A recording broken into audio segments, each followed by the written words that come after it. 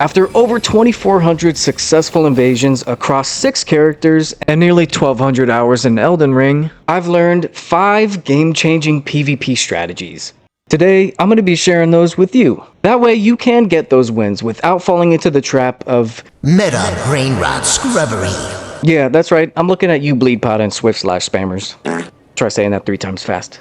The first strategy I'm going to be sharing might be obvious to most of you, and that is roll catching/baiting. This is where you time your attacks to catch your opponent in their recovery frames after they perform a dodge roll. You can bait certain movements by getting your opponent to react the way you want them to, and capitalize and punish them for it. The second strategy is definitely something I feel like a lot of people overlook, and that is using your jump iframes to counter attacks.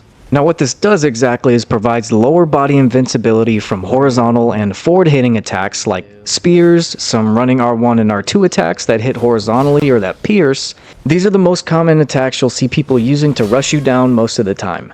So I went ahead and made a quick showcase on how to counter those popular weapons and attacks that you're seeing people use.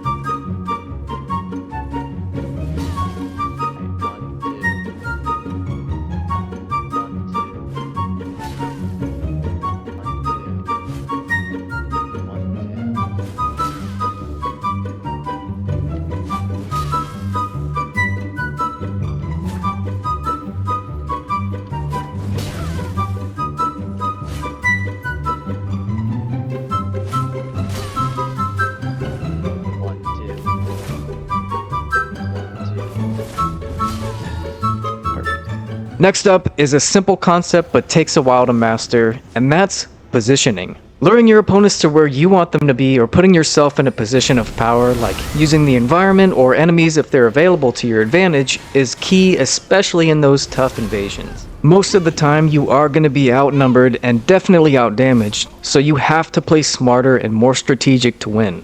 Let me give you an example of what I mean by this. So you can kind of see here, I quickly realized I spawned into a less than ideal situation. I have a host and 2 phantoms that are going to try to do their best to put me in bullet hell. So what I got to do is get away from here and find a different environment where I don't have to face tank all their spells and just get deleted. Yeah, most of the time you don't want to be fighting a group of 3 on their terms, unless of course you're totally confident that you can. So I just keep running, and then I see a rock. This is perfect. That's some high ground. I can separate them a little bit, take some cover from the spells they're throwing out while still being able to throw out some of my own. And even better, I realize there's a tree to my left. So I'm thinking I need to rally them there and try and explode the moons on them. So we'll see what happens next. And just like that, I caught all 3 of them at once. Hit them with the bait and switch. This one was really satisfying to pull off. Alright, let's talk about strategy number 4, free aiming. For those of you that don't know what free aiming is, that's where you unlock from your opponent, so you get to choose and have better control on where your attack or spell is going to go. Now I won't lie to you at first, especially if you've never done it before, it's going to feel weird, but I promise you once you master it, it's going to take your skills to the next level.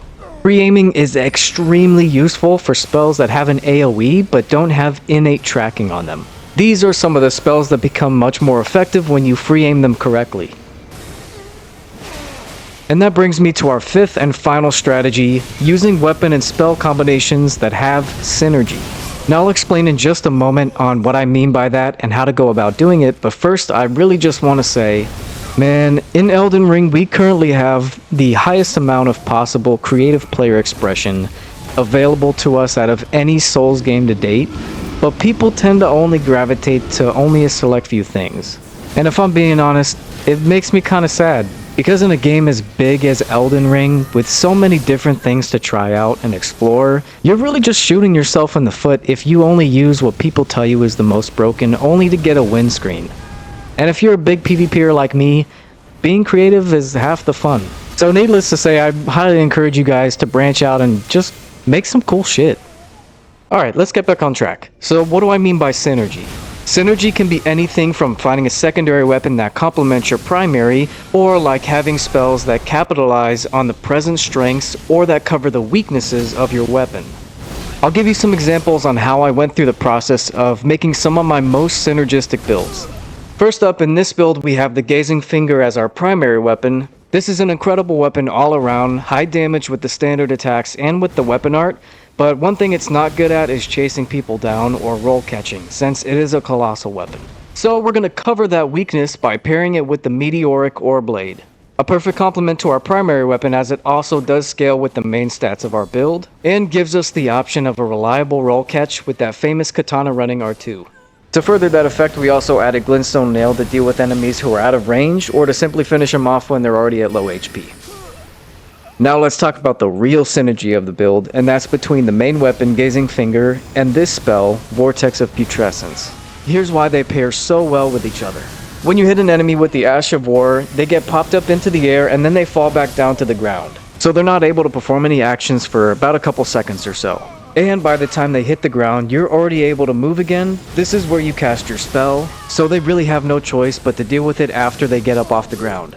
Now there is some counterplay to this. They're able to jump the flames if they time it correctly, but this will leave them open to another follow-up attack from you. So really, it's just a win-win situation.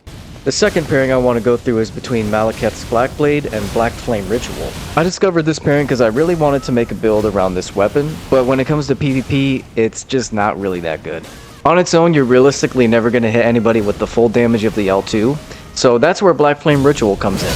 If you're able to catch someone inside the flames first and then activate your weapon art, they'll get caught between the wall of flames and the flurry slashes and have to take all that damage, whereas normally they'd be able to roll away. Now it's not 100% consistent, but it's definitely a lot better than what you get with the weapon art by itself.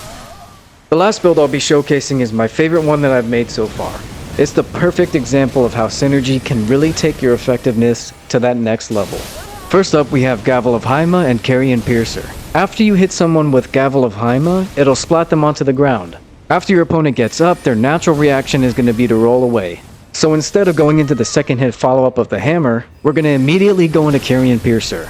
The sword has a lingering hitbox and crazy range, so it's very good at catching them as they wake up after getting hit by that hammer. Next is Fleeting Microcosm and Moon and Fire Stance from Renala's Twin Blades.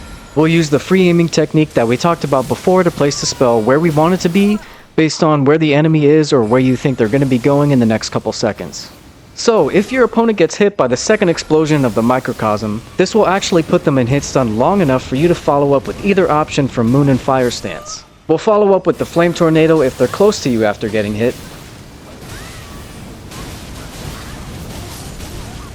or we'll use the Glintstone Light Waves if they're at a distance. Alternatively, if you hit them with the Glintstone Waves first, it can also chain into the explosion from the Microcosm. And finally, we have Flame Tornado from Moon and Fire Stance paired with Renala's Twin Moons. After you activate the Flame Tornado, the Pillars of Fire that come up from the ground serve as extra protection for you, as well as staggering any enemy hit by them, which lets you safely cast the moons without interruption. This punishes opponents that are reckless and being too aggressive with you. If you guys found any of these useful, please do leave a like on the video, and if you have any combinations that you're proud of, please do drop them in the comments. I would love to see what you guys have. Thanks for watching.